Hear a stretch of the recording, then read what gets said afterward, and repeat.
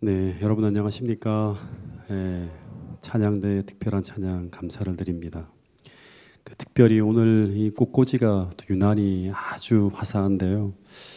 매주마다 우리 오승욱 집사님 정말 메시지를 담아서 매번 하신다고 하더라고요. 오늘 이번에 메시지가 뭔지 모르겠지만 화사한 봄이라고 하는 생각이 듭니다. 매 안식일마다 특별한 봉사를 통해서 또 하나님께 영광 돌려주셔서 감사를 드립니다. 오늘 주제가 지난주에 이어서 에스더서를 통해 보는 말세의 나무무리인데요. 이 주제를 제가 이번에 꺼내게 된 계기가 뭔가 하면 최근 미국 대통령의 이 행보가 상당히 일방적이고요. 또 폭력적이고 아주 강제적인 모습으로 나타나는 걸 제가 보게 되었습니다. 이 트럼프라는 사람이 온 세상을 향해서 이 자국 우선주의, 아메리칸 퍼스트라고 하는 이 정책을 발표하고 난 후에 여러분들 다 아실 거예요. 엄청나게 높은 관세를 미국과 통상하는 모든 나라에 다 이제 매깁니다. 근데 거기에 저항하는 그런 나라가 있으면 어떻게 한다? 더 강하게 관세로 압박하면서 미국의 힘에 굴복시키려 하는데 여기에 전 세계가 다 몸살을 앓고 있어요. 근데 이 모습은 우리가 지난번에 한번 예언 공부하면서 다 한번 했는데 이 계시록 13장에 등장하는 미국을 표상하는 짐승이니 땅에서 올라오는 짐승과 아주 일치하는 모습을 보게 됩니다. 이 계시록 13장에 보면 이 땅에서 올라오는 짐승으로 표상된 미국은요, 온 세상에 뭘 강요하는가 하면 짐승의 표를 강요하는데 이 표를 받지 아니하는 자들은 어떻게 한다? 매매를 못하게 합니다. 경제로 이 짐승의 표를 압박하게 되는 그런 일을 감행하게 되는데, 근데 이 일을 하기 위해서 땅 짐승은 뭘 세운다? 우리 1년 전에 공부했는데 뭐를 세운다? 짐승의 우상을 세우는데 이 짐승의 우상은 뭐다? 타락한 개신교 단체입니다. 근데 실제 이 트럼프는 타락한 개신교 단체인 미국 보수주의 기독교 단체의 전폭적인 지원을 받아 당선이 됩니다. 근데 이들은 이 트럼프를 통해서 무엇을 하려고 하는가 하면 이 트럼프가 대선 운동을 하던 당시에 이 대통령의 집권 플랜을 이렇게 발표해요. 프로젝트 2025라고 하는데 이 집권 플랜을 만들었는데 이 플랜이 너무나 극단적이에요. 대선 당시에 이 해리스 후보한테 굉장히 맹공을 받게 되는데 그 내용이 어떤 내용인가 하면 한마디로 말하면 미국을 기독교 국가로 만들 구상이 담겨 있는 프로젝트입니다. 일명 뭐라고 하는가 하면 크리스찬 내셔널리즘이라고 합니다. 기독교 민족주의라고 하는 거예요. 다시 말해서 미국의 보수주의 그룹은 어떤 생각을 하는가 하면 미국이라는 나라가 원래는 개신교 국가였는데 이 나라가 너무나 도덕적으로 종교적으로 타락했다고 하는 거예요. 우리 대쟁통 학원에 보면 나오잖아요. 너무나 도덕적으로 타락했기 때문에 다시금 미국을 위대하게 만들기 위해서 종교와 정치가 연합하여, 이런 말이 나와요.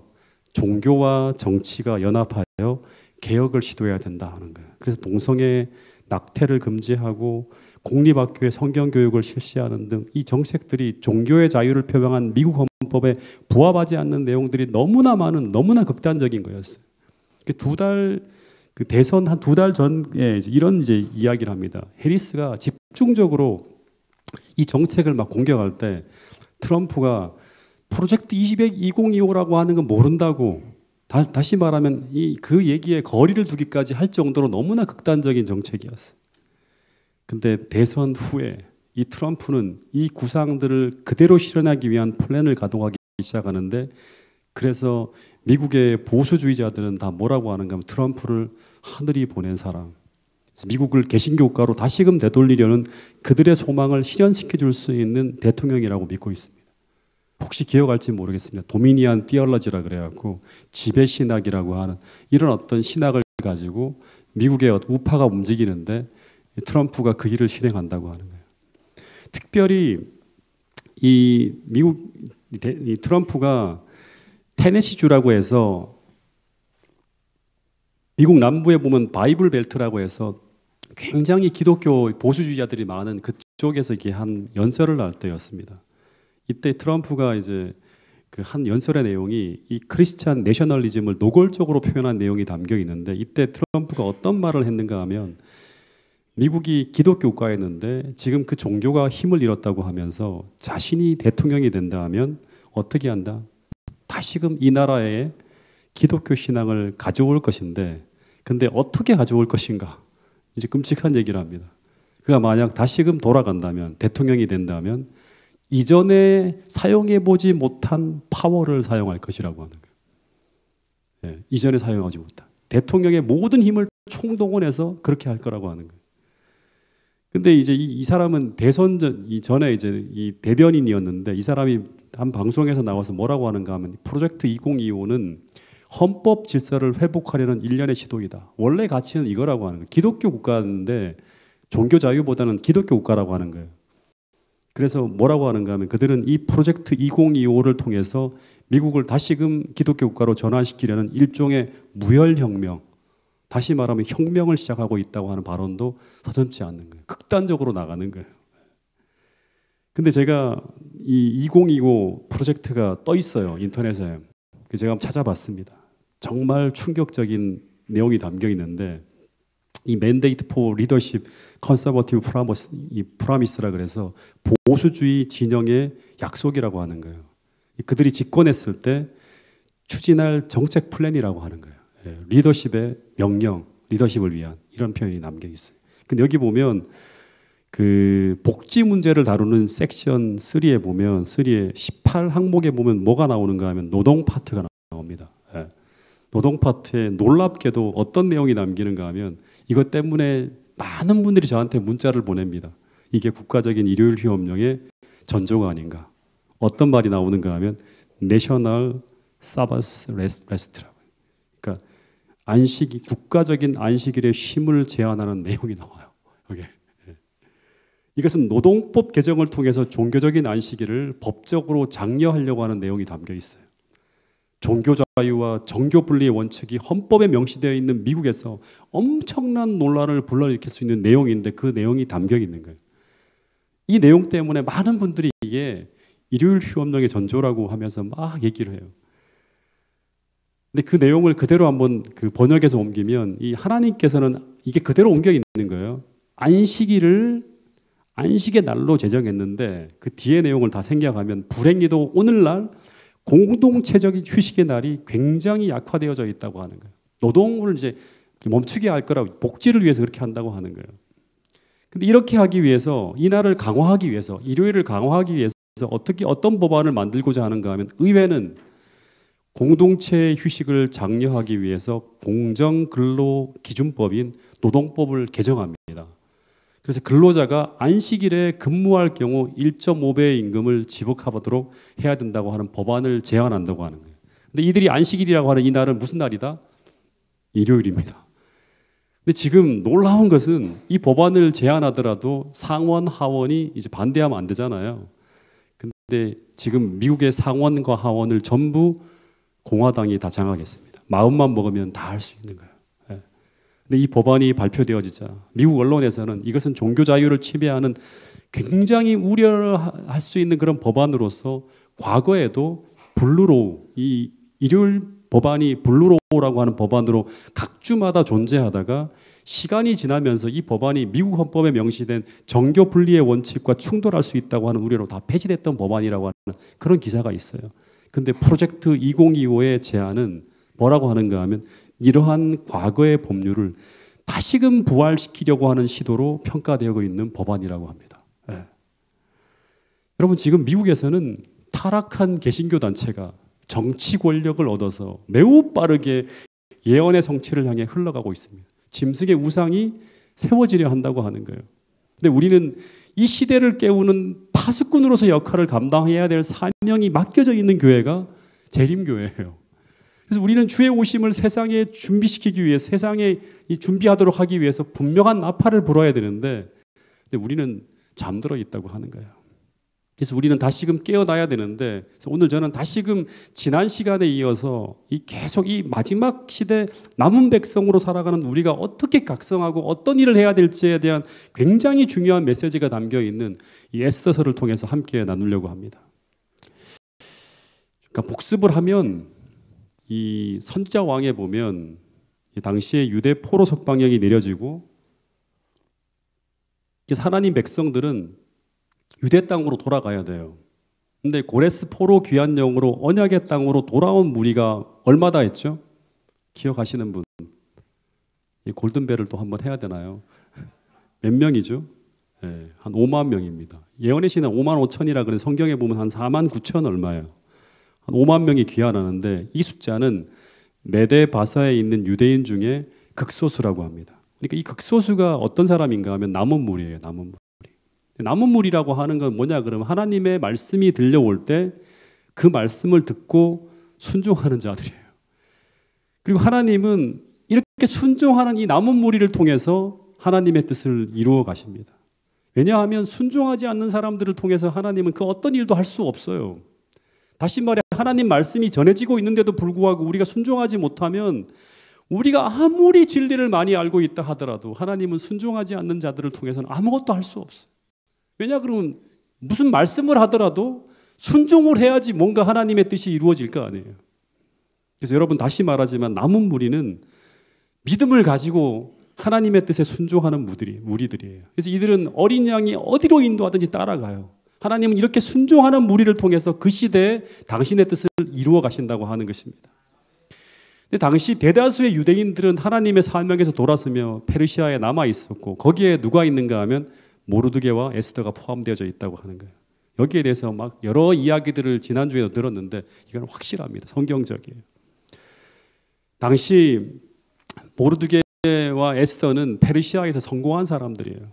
에스더는 왕후였고 모르드게는 대궐문을 지키는 관리였는데 세상적으로 말하면 당시 세상에서 가장 크게 성공한 사람들이 바로 이 사람들이었어요.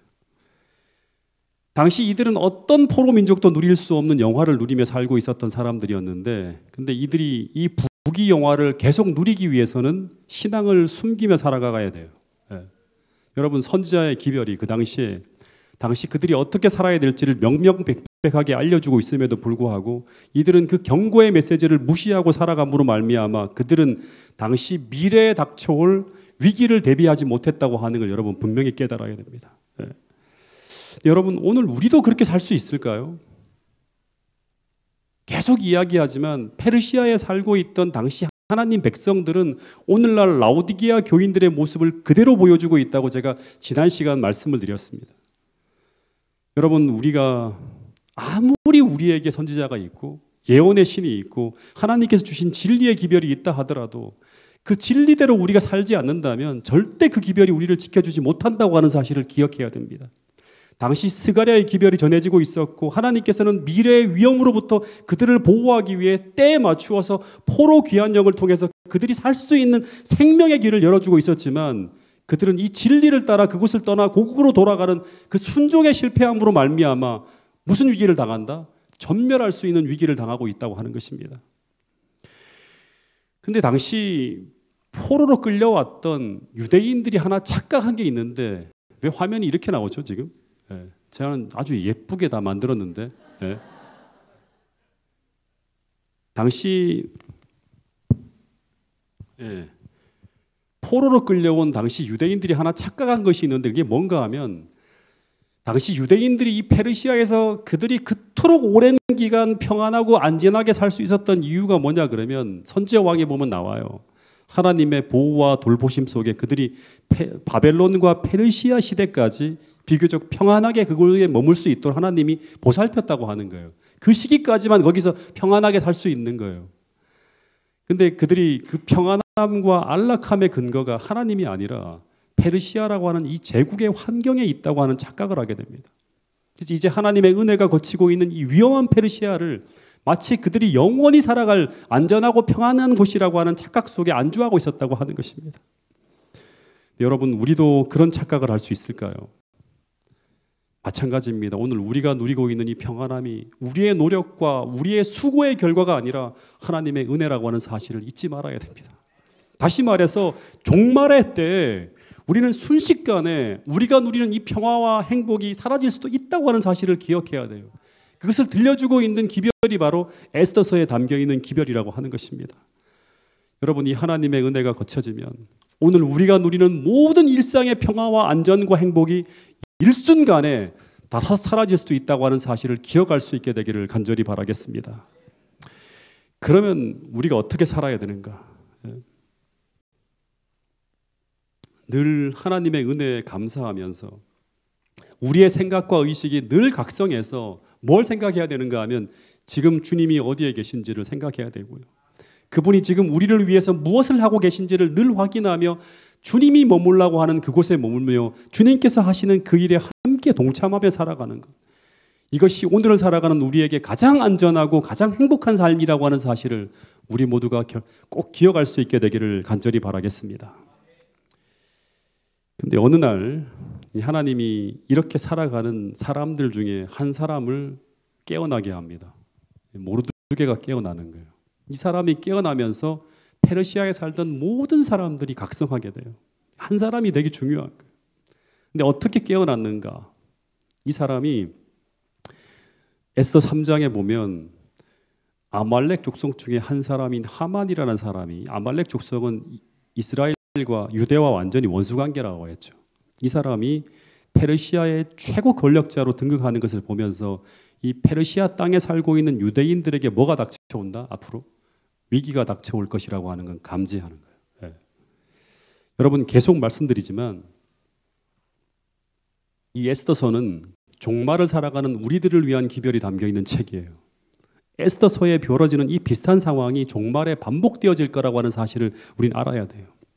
똑같이 역사의 마지막 어느 시점에 하나님의 백성을 핍박할 수 있는 어떤 세력이 하만처럼 똑같이 세상에 큰 정치적 영향력을 행사할 위치에 올라갈 때, 그때 우리는 머리를 들고 일어나야 된다고 성경은 분명히 말씀하고 있습니다. 그런 말씀이 어디 나오죠? 마태복음 25장에 나오죠. 예수님이 종말에 벌어질 일들을 쭉 예언하며 이런 말씀을 하십니다.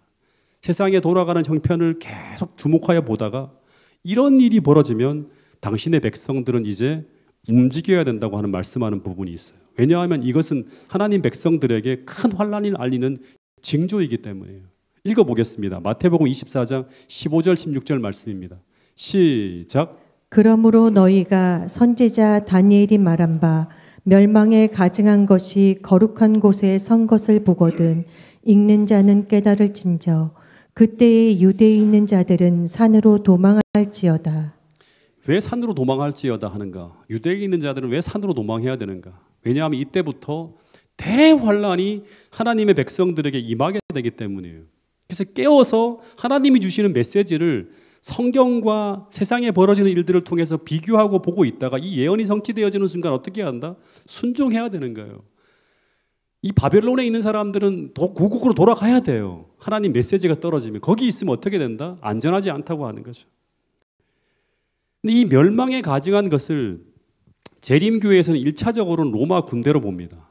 더하여서 어떻게 해석하는가 하면 작은 뿔로 보고요. 세 번째는 또 교황권으로 봅니다. 3번 반복되어져요.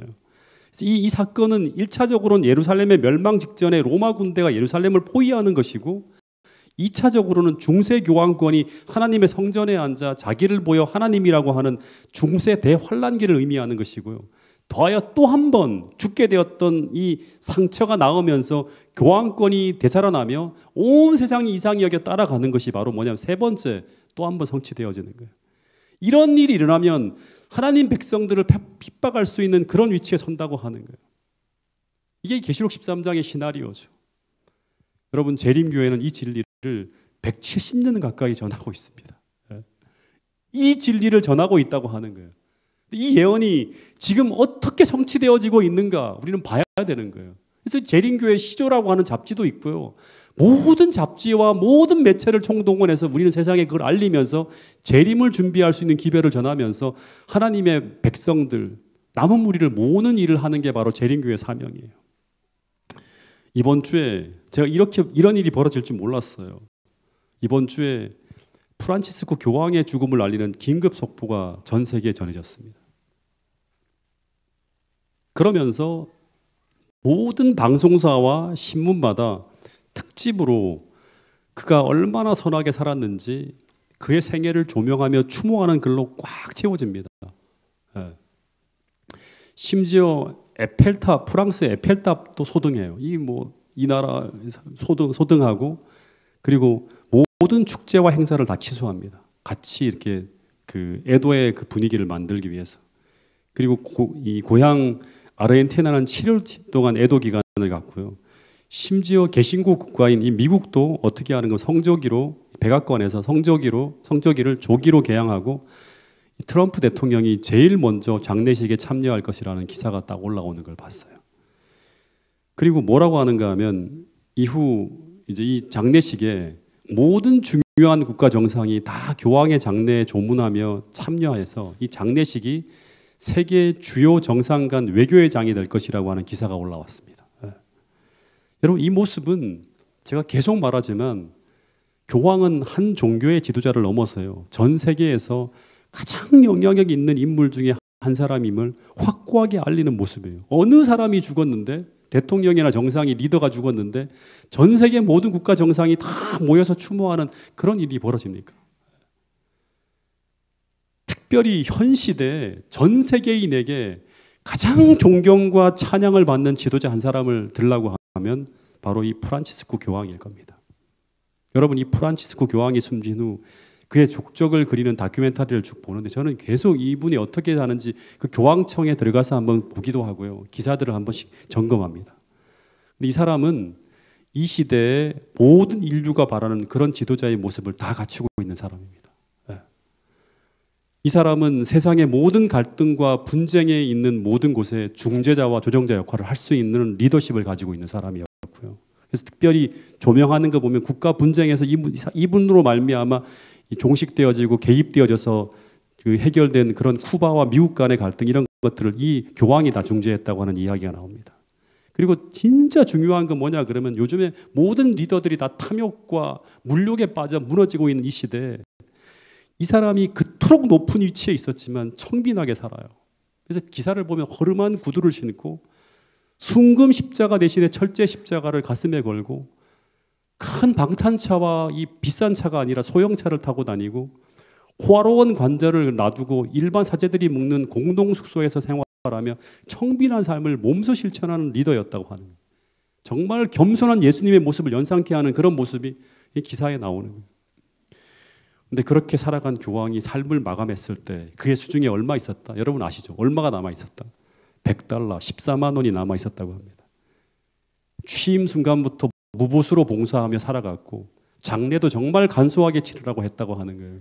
그래서 정말 우리에게 지도자가 있다면 이런 모습으로 살았으면 할 만큼 전 세계 모든 사람들이 열광한 인물이 바로 누구인가 하면 프란치스코 교황이에요. 제가 만약 재림교회 목사가 아니었고 이런 예언을 몰랐다면 정말 존경하며 교황아리에 빠졌을 뻔한 그런 인물이 바로 이 인물이었다고 하는 것입니다. 여러분, 지금 세상은 이 멸망해 가는 지구를 구하기 위해 이런 리더십을 가진 자가 큰 권력을 가지고 전 지구적 문제를 해결해 주기를 바라고 있어요. 모든 권위가 다 붕괴되어지고 누구의 말도 듣지 않는 이 모든 국가들마다 나라가 민족과 민족이 다 분쟁하고 있는 이런 시대, 공전이 불가능한 이 시대에 이런 따뜻한 리더, 진짜 말 그대로 모든 사람들의 존경을 받는 이 리더가 나타나서 이 지구적인 문제를 해결해 주기를 바라고 있다고 하는 것입니다. 그런 자가 지금 이런 혼돈의 시대에 국가 간의 문제, 온갖 복잡하게 얽힌 이 기후위기의 문제를 해결해 주기를 바라고 있고 더하여 온갖 도덕적 문란과 사회적 문제를 해결해 주시기를 바라고 있다고 하는 거예요. 이 위기에 처한 지구를 구하기 위해 교황청은요 2016년에 플랜을 만들었어요. 라우다 도시라고 해서 여러분 지난번에도 제가 말씀을 드렸죠. 그리고 3년 전에 이제 이 얘기를 하려다가 지금 바꿨는데 2021년에 그것을 실행할 액션 플랜을 7개년 계획으로 발표하며 움직이고 있었습니다. 그때 프란치스코 교황이 어떤 말을 했는가 하면 이런 말을 했어요. 간절하게 전 인류를 향해서 우리의 공동의 집, 이 지구는 위기에 처해 있습니다. 이 위기는 생태적이며 동시에 사회적입니다. 환경 문제와 사회 문제를 같이 보고 있는 거예요. 같이 해결해야 된다는 거예요. 이제는 말뿐이 아니라 실천으로 응답할 때라고. 그러면서 7개년 액션 플랜을 쭉 가동하면서 마치 이 교황의 이 해결 정책을 온 교회가 한번 보라고 하는 듯이 그걸 발표하는 걸 제가 보게 됩니다. 여러분 계시록 13장의 말씀처럼 작은 뿔이 죽게 되었던 상처가 나음에 온 세상이 이상히 여겨. 이 사람이 그냥 한 종교 지도자인데 온 세상이 이상히 여겨. 이 짐승을 따르는 그런 시대가 지금 열리고 있음을 우리는 기억해야 됩니다.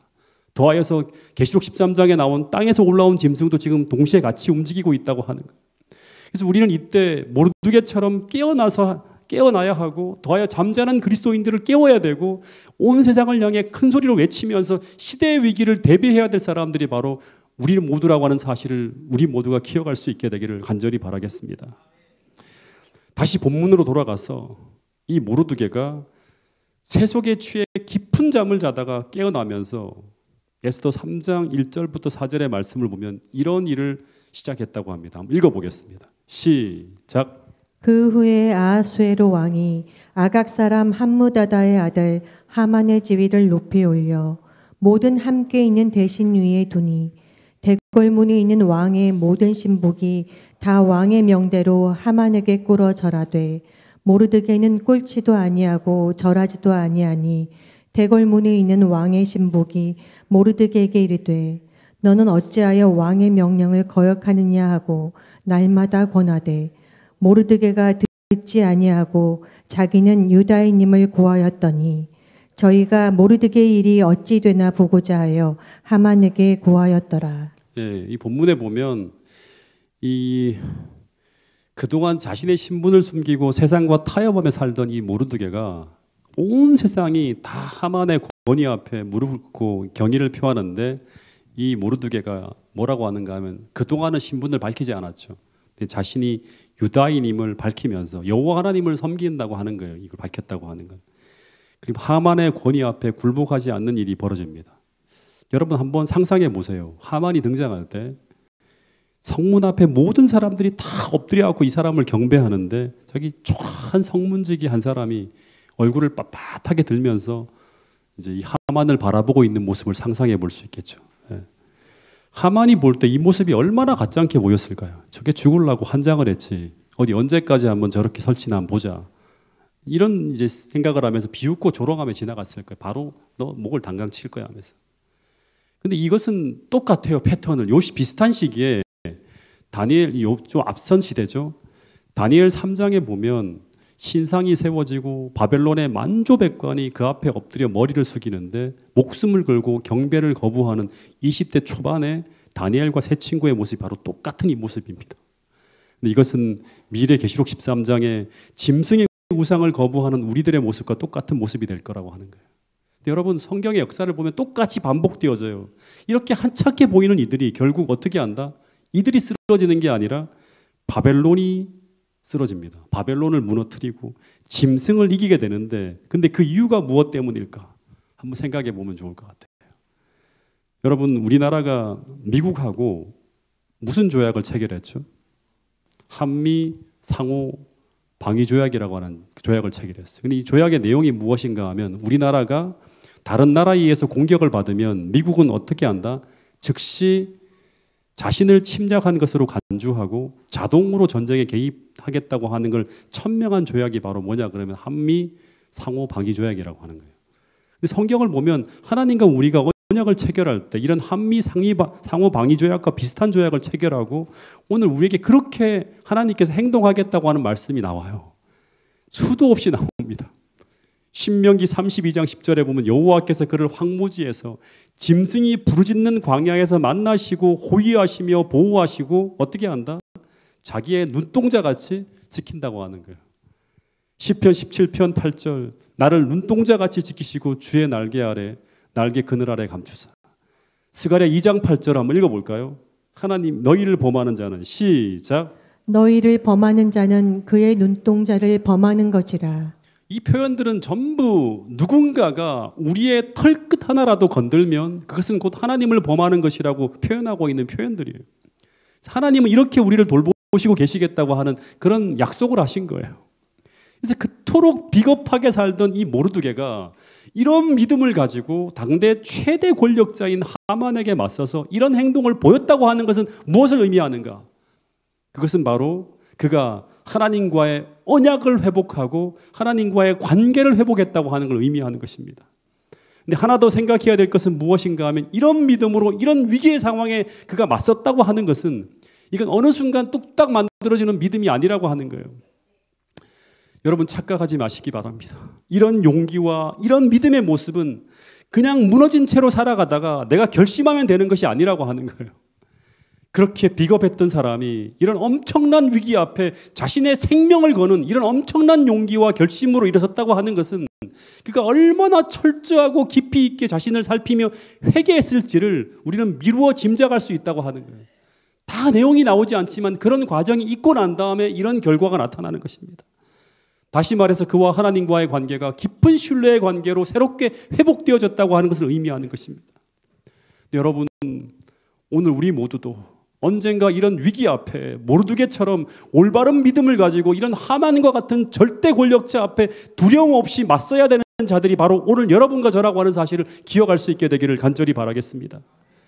그 이야기가 어디 나와요?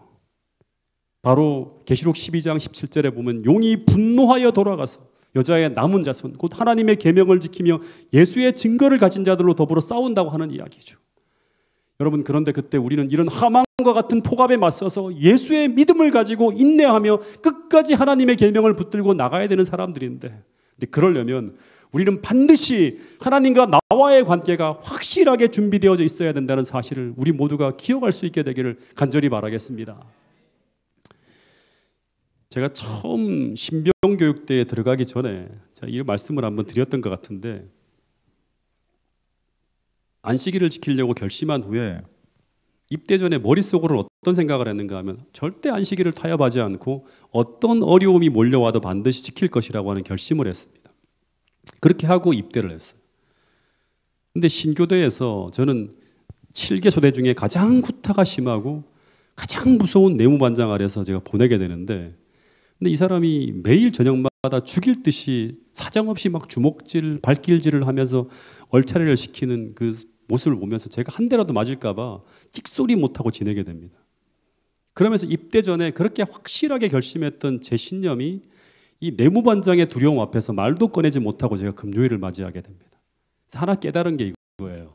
그 시간을 지나면서 그냥 용기가 아니라 신앙적 용기라고 하는 것은 주님과의 관계의 확실성에서 오는 것이지, 내가 가진 용기와 결심이라고 하는 것은 결국 내가 예상한 상황보다 더 큰 두려움을 만나게 될 때 결국 꺾이고 마는구나 하는 걸 제가 보게 되었습니다. 제가 그 다음에 아주 깊은 회개를 하게 돼요. 한 달 가까이 매일같이 울면서 기도하고 하나님과의 관계가 깊은 사랑의 관계로 만들어져 갈 때, 근데 동시에 안식일 준수에 대한 결심이 점점 더 확고하게 제 안에 세워지는 걸 제가 보게 됩니다. 그리고 난 후에 자대에서 이 신교대 내무반장보다 훨씬 더 두렵고 더 심한 압박이 오는 그런 상황 속에서도 저는 그보다 더 큰 용기로 거기에 맞서서 안식일을 지키게 되는 걸 제가 보게 됩니다. 제가 이 경험을 통해서 제가 배운 것은 또다시 이야기하지만 결국 신앙적 용기라고 하는 것은 신앙적 용기예요. 천부적인 것이 아니라 결국 준비되어진다고 하는 것을 제가 깨닫게 되었습니다. 이 준비라고 하는 것은 뭔가 하면 하나님과의 관계예요. 예. 여러분, 그래서 정말 역사의 마지막에 모르드게처럼 옳은 일을 위해서 믿음으로 당당히 맞서기 위해서는 오늘 주님과의 관계를 더욱더 깊고 새롭게 해야 됨을 잊지 않게 되기를 간절히 바라겠습니다.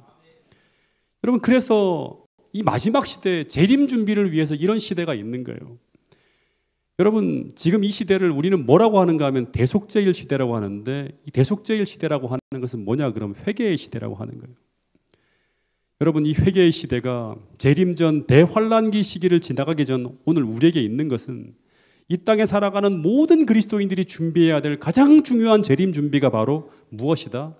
회개하며 주님과의 관계를 바르게 하고 새롭게 하는 것이기 때문이라고 하는 것입니다. 그 어떤 두려움 속에서도 우리가 무너지지 않고 주님과 동행하기 위해 오늘 우리가 해야 될 가장 중요한 일은 주님과의 관계를 바르게 세우는 일입니다. 여러분, 겉만 번지르하게 포장된 그런 신앙이 아니라 하나님과의 피상적이고 호의적인 관계가 아니라 진실한 회개를 통해서 정말 내면에서부터 올바르게 하나님과의 관계를 맺는 여러분과 저가 될 수 있기를 간절히 바라겠습니다. 이렇게 할 때 우리에게는 어떤 일이 일어나는가 하면, 모르드게가 각성했잖아요. 깊은 회개를 하고 두려움 없이 당당하게 하만에게 맞섰을 때 어떤 일이 벌어지는가 하면 잠시 동안은 더 큰 어려움이 찾아옵니다. 그래서 이 모르드게가 하만의 위협 앞에 두려움 없이 맞서자 이제 하만은 어떻게 하는가 하면 모르드게 하나만 죽이는 것이 아니라 이참에 유대인 전체를 다 제거하려고 합니다. 그러면서 이 하만 대 모르드게의 싸움이 민족 전체로 옮겨 붙어요. 하나님 백성들 전체에게 뭐가 온다? 대환란의 시기가 찾아오는 거예요.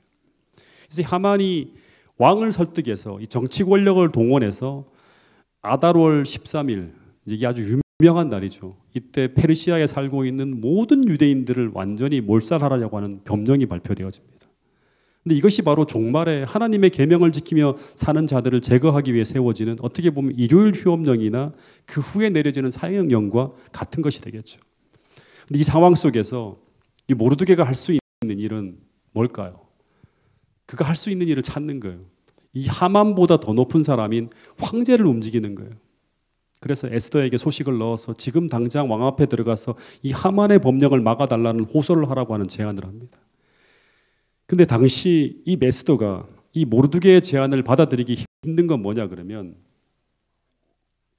이 페르시아의 법상 왕이 부르기 전에 누구든지 왕 앞에 나가면 안 돼요.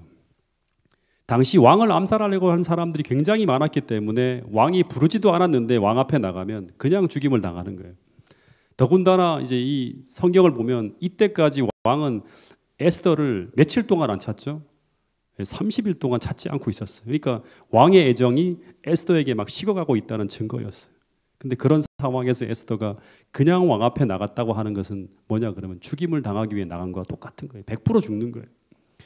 그래서 당시 모든 상황은 페르시아에 사는 유대인들에게 정말 절망적인 상황이었어요.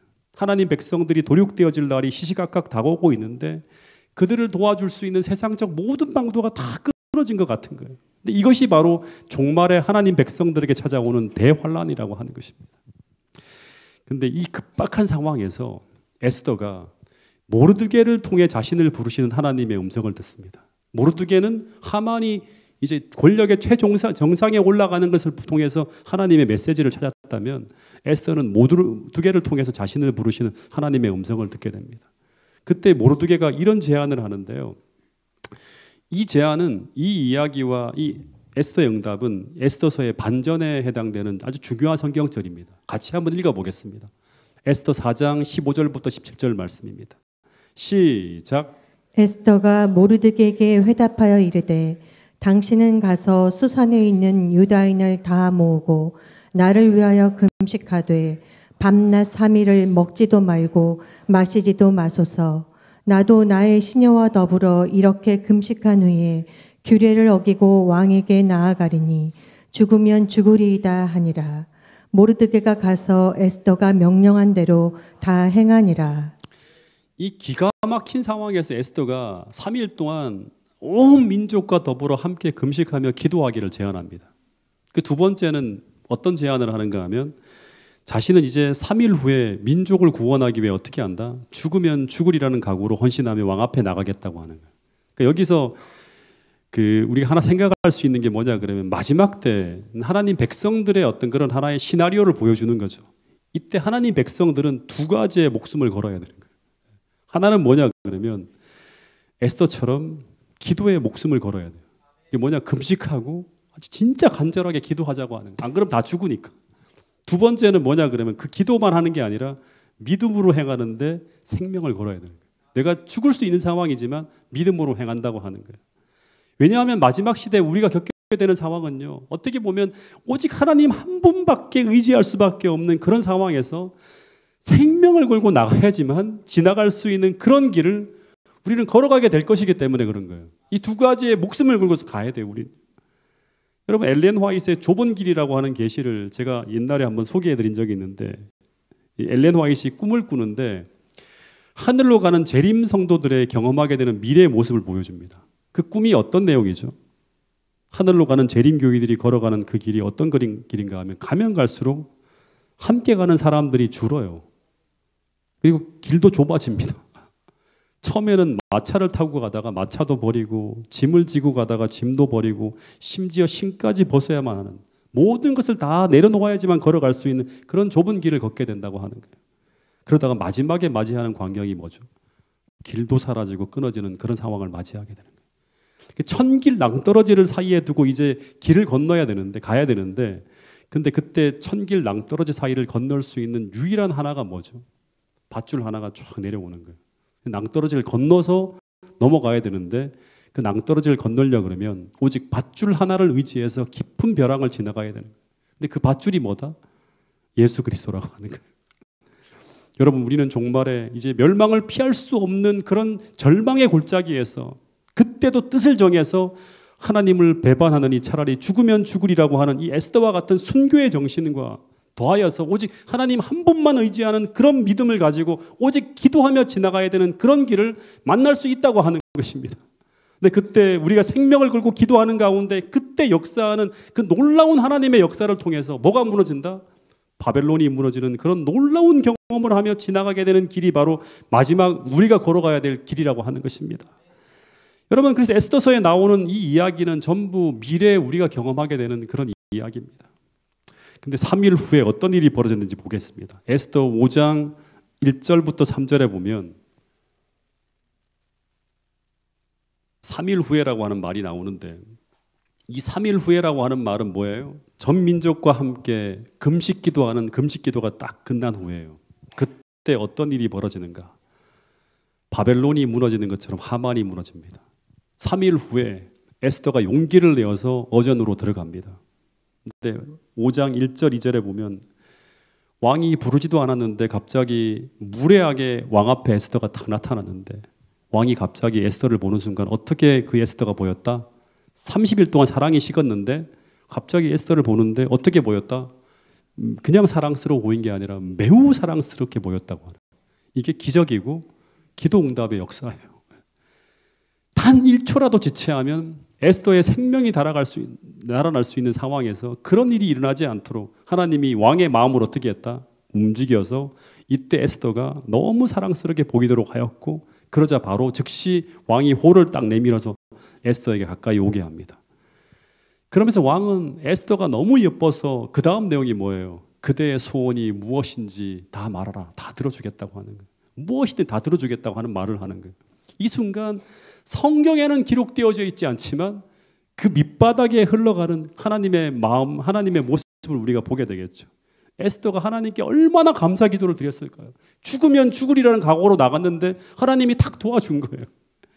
두 번째 기적이 벌어집니다. 6장 1절에 보면 어느 날 왕이 잠이 오지 않아서 오늘날로 말하면 왕조 실록 같은 걸 궁중일기를 쫙 읽다가 몇 달 전에 모르드게가 자신을 암살하려던 영모를 발견해서 왕을 구해준 사건을 읽게 돼요.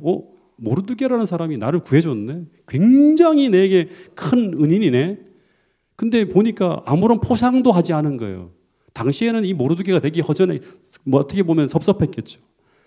그러니까 그러면서 왕이 이런 귀하고 충성스러운 사람을 치하도 하지 않고 지나갔다는 사실이 너무나 안타까워서 왕이 어떻게 하죠? 모르드게를 불러서 온 백성 앞에 존귀를 받는 사람으로 세웁니다.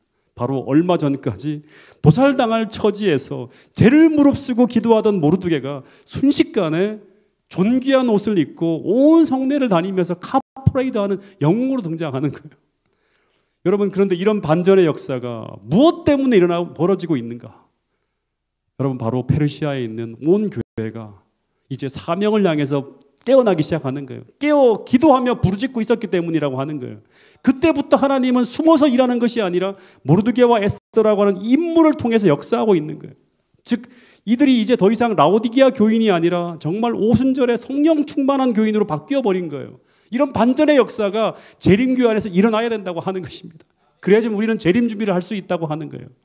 세 번째 기적이 벌어집니다.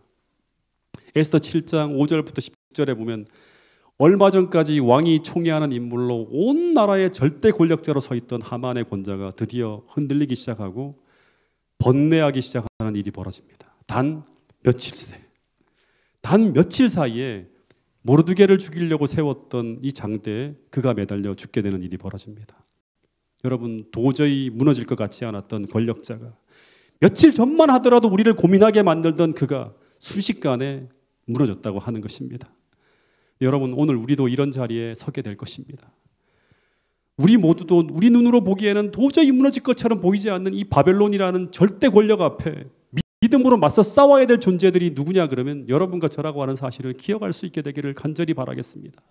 근데 그때 그 모습이 아무리 견고하게 보이고 아무리 위대하게 보인다 하더라도 오늘 말씀처럼 하나님이 개입하시면 단 하루 만에 무너질 수 있는 헛개비 같은 존재가 바로 바벨론이라는 사실을 우리 모두가 기억해야 됩니다.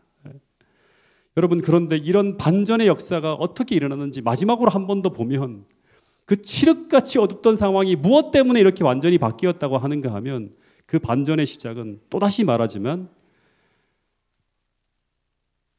아주 반전의 시작이 되니까 음악이 흘러나오네요.